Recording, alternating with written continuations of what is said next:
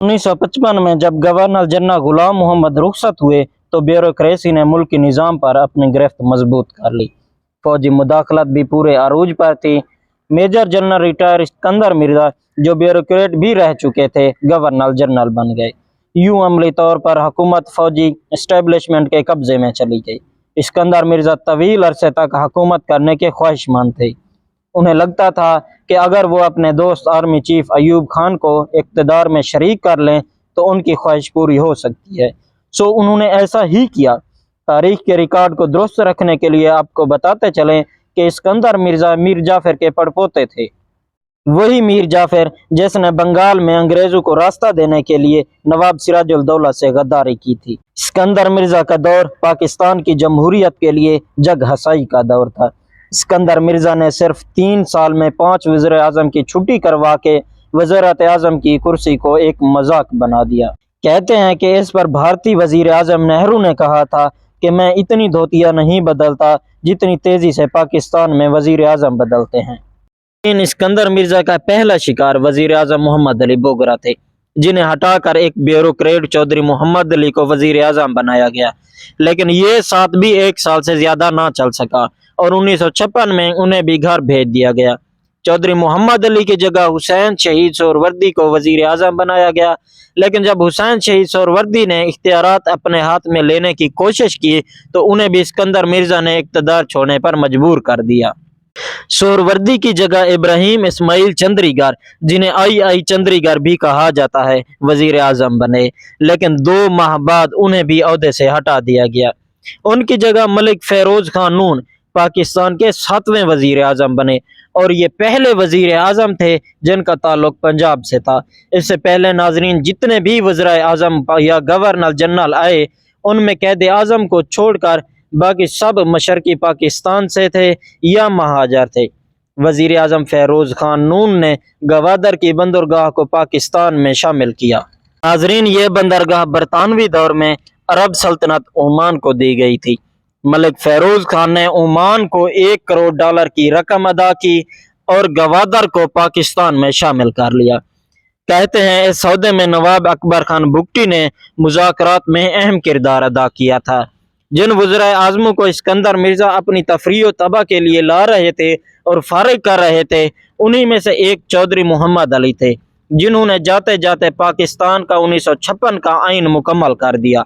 पाकिस्तान के इसी पहले आइन के तहत सिकंदर मिर्जा गवर्नर जनरल से पाकिस्तान के पहले सदर बने और पाकिस्तान इसी आइन के तहत मलका बरतानिया के तसल्लुत से पूरी तरह निकल कर एक आज़ाद और खुद मुख्तार मुल्क बन गया। इधर आइन बना, उधर मुल्क में इंतखाबात का माहौल पैदा हो गया।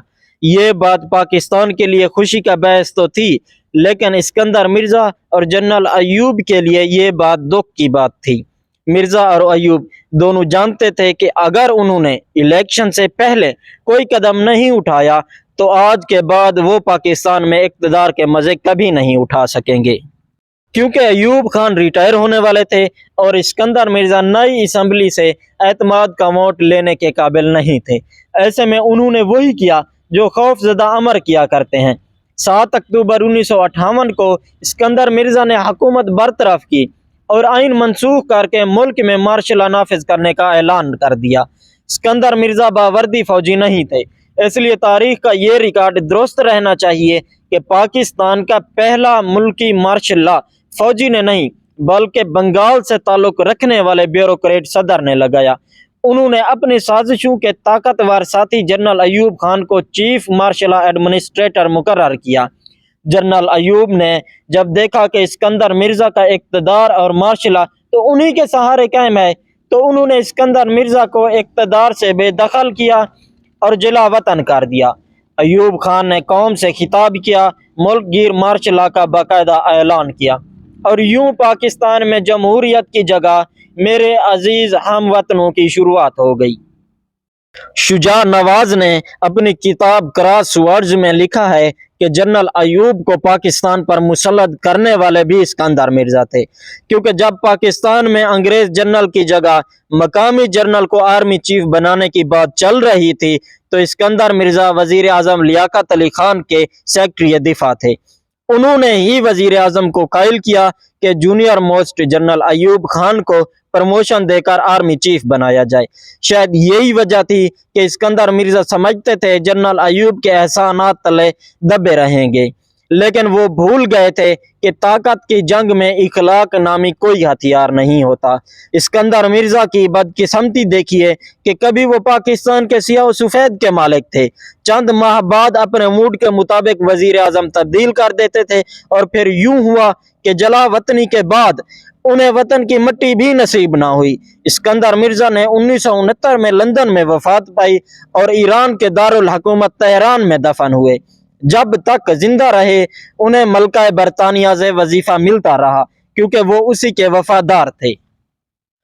अब पाकिस्तान में इस्कंदर मिर्जा का नहीं, जनरल अयूब का दौर शुरू हो चुका था। अयूब के मार्शल लॉ को बहुत से लोग पाकिस्तान की तरक्की का दौर कहते हैं, और कुछ लोग इसे पाकिस्तान की तबाही की दास्तान कहते हैं। ये दोनों लोग ऐसा क्यों कहते हैं, असल कहानी क्या थी, ये जानने के लिए हमारी अगली वीडियो देखिए और हमारे चैनल को सब्सक्राइब कीजिए। अल्लाह हाफिज।